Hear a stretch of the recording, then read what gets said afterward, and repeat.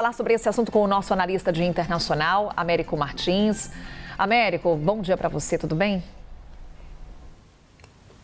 Bom dia, Carol, tudo ótimo. Bom dia a todos que nos acompanham. Mais um capítulo aí dessa crise que a gente está acompanhando, dessa mudança nas relações entre o governo Lula e o governo Maduro. Américo, o que está por trás dessas provocações do governo venezuelano nesse momento? A ditadura da Venezuela, é preciso que a gente explique que não é um regime normal, obviamente, é um regime bastante autoritário que controla todos os órgãos e as instituições públicas no país, inclusive a polícia bolivariana que fez essa provocação ao presidente e ao próprio governo brasileiro. É uma ditadura que sempre busca ter alguns inimigos. É para isso que eles usam esse instrumento do inimigo, especialmente o inimigo externo, para tentar mobilizar a sua base, para tentar justificar uma série de medidas autoritárias. Então, o Nicolás Maduro, que vinha sendo muito criticado, inclusive com muitas dúvidas internas sobre a legalidade da eleição, ele resolveu encontrar e teve a possibilidade de encontrar esse inimigo externo, que é um inimigo mais ou menos surpreendente, se você analisar pelo ângulo da Venezuela, porque o Brasil, no governo Lula, foi muito próximo sempre, nos dois mandatos anteriores e no início deste mandato do presidente Lula, foi muito próximo do chavismo e agora do presidente Maduro.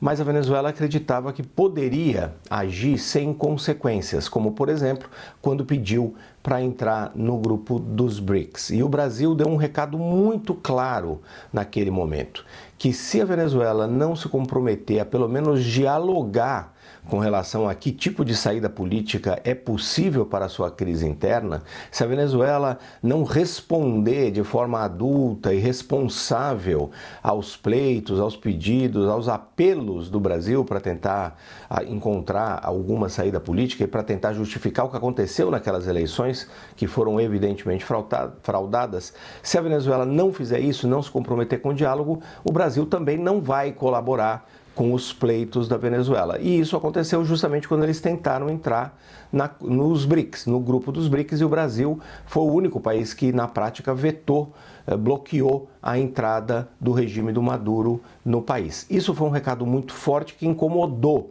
bastante o regime venezuelano. Mas além de incomodar, eles estão vendo uma oportunidade ali de criar esse novo inimigo externo, um adversário externo que poderia ser utilizado e ser muito útil para o Maduro para tentar criar suas narrativas internas, que passam pela repressão à oposição, pela manutenção dessa versão estapafúrdia de que ele venceu as eleições. Então ele encontrou ali uma forma de manter o seu discurso. E do ponto de vista do Brasil, Carol, é muito sábio o que o Itamaraty está fazendo, evitar provocar ainda mais, porque eles sabem qual é a estratégia do Maduro. A estratégia do Maduro é tentar aumentar ainda mais essa crise, fazer mais barulho ainda para justificar suas ações internas, que é no fundo o que ele quer. E o Itamaraty e o governo brasileiro não parecem interessados em entrar nesse jogo, pelo menos neste momento. É claro, Carol, que existe um limite. As provocações de uma ditadura têm sempre um limite. Se eles passarem do que